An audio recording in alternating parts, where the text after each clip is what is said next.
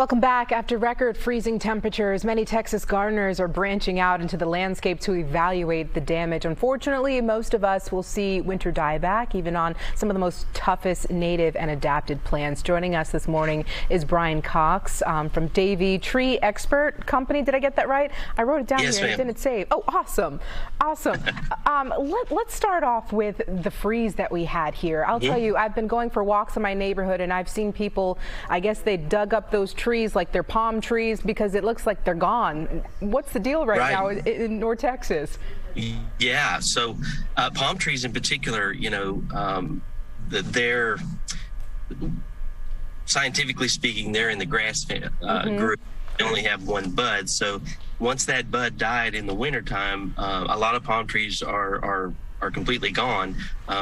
You know, at this point, I do recommend that maybe the homeowner waits to make sure, because it's still only been a few weeks after the freeze. But yeah, palm trees are definitely taking it the hardest, specifically out of any kind of tall tree type plants. Yes, they look pretty bad. What about other plants and trees? Are they really dead after the winter storm in February? So what we're seeing so far, mostly with the hardwood trees, larger trees, established trees, they're mostly going to make it through. I mean, they did take quite a bit of shock. Live oaks in particular have lost their entire canopy of leaves. But they are budding back. Here in the last 10, 12 days, we've started seeing quite a bit of budding. And the deciduous trees, you know, elms, maples, redbuds, things like that, red oaks, they are all coming out as scheduled. Now, that's not to say there might be some, you know, some damage and some setback. So we're recommending some treatments and things to kind of keep them healthy. But so far, so good. Now, what should we be doing now to make sure that, I guess, these trees and plants have a fighting chance this spring? Right. You know, first and foremost, as your trees are concerned, you definitely want to contact a certified arborist. We are doing lots of property visits, just evaluating and seeing, you know, how far things are dying back or if they're completely dead.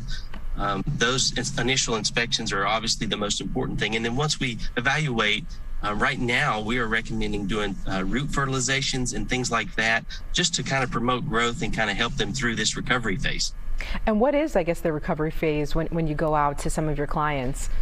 Right. So it's going to be well into the early summer. So we're middle March now. I would say May before we really know the extent of the full damage, full extent.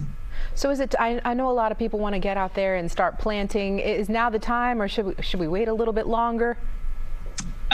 You know, if you're replacing plants, then I would wait a little while just to see, you know, what exactly you're going to need to replace. If you're doing a new project, yes, planting's okay now, but, you know, keep in mind the planting season only goes for about another month. And then once it warms up, you want to wait to replant trees and shrubs until the fall. All right, Brian, you're the expert. It looks like you're on the go there, too. Yes, I am. Okay. On to another meeting. Thank you so much for joining us this midday. Thank you. All right. Talking about the weather, Greg, do you have any plants or trees that you were worried about? Oh my gosh, yes. And my wife is like, she's worried. We have a Texas mountain laurel that is not looking real good, so she's hoping that it comes back. And Brian said it might come back. And a few others. So yeah, we're hoping. Our fingers are crossed. Yeah. So it was tough with the freeze. All right.